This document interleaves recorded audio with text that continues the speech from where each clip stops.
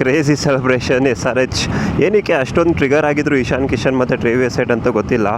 But ನಾನು ಅಂದ್ಕೊಂಡಿದ್ದೆ CSK qualify ಆಗುತ್ತೆ ಅಂತ. ಬಟ್ ಇವಾಗಿರೋ ಸಿಚುವೇಷನಲ್ಲಿ ಅದು ಮೋಸ್ಟ್ಲಿ ಡೌಟು. ಎಲ್ಲ ಟೀಮು CSK ಕ್ವಾಲಿಫೈ ಆಗಲಿ ಅಂತ ಆಡ್ತಿದ್ದಾರೆ, CSK ನಾವು ಕ್ವಾಲಿಫೈ ಆಗಲ್ಲ ಅನ್ನೋ ಥರ ಆಡ್ತಿದ್ದಾರೆ.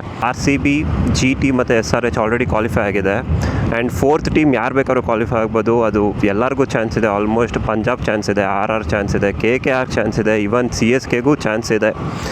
ಬಟ್ ಡೆಲ್ಲಿಗೆ ಸ್ವಲ್ಪ ಕಷ್ಟ, ಬಿಕಾಸ್ ಅವ್ರ ನೆಟ್ ರನ್ ರೇಟ್ ಸ್ವಲ್ಪ ಕಡಿಮೆ ಇದೆ. ಎನಿವೆ ನಮ್ಮ RCB ಮಾತ್ರ ಟಾಪ್ 2 ಅಲ್ಲಿದೆ. ಆ್ಯಂಡ್ ಅದು ಟಾಪ್ 2 ಅಲ್ಲೇ ಇರುತ್ತೆ ಅನಿಸುತ್ತೆ, ಬಿಕಾಸ್ ನೆಕ್ಸ್ಟ್ ಮ್ಯಾಚ್ SRH ಮೇಲೆ ಸೋತರು. ಅವ್ರ ರನ್ ರೇಟ್ ಚೆನ್ನಾಗಿರೋದ್ರಿಂದ, GT ಮತ್ತು SRH ಸೇಮ್ ಪಾಯಿಂಟ್ಸ್ ಬಂದರೂ ನಮ್ಮದು ರನ್ ರೇಟ್ ಚೆನ್ನಾಗಿರೋದ್ರಿಂದ so top 2 position almost confirm. But fourth position ಯಾರಾಗ್ತಾರೆ ಗೊತ್ತಿಲ್ಲ. ನಿಮ್ಮ ಪ್ರಕಾರ ಯಾರಾಗ್ತಾರೆ ಹೇಳಿ. ಆ್ಯಂಡ್ ಫಾಲೋ ಮಾಡೋದು ಮರಿಬೇಡಿ.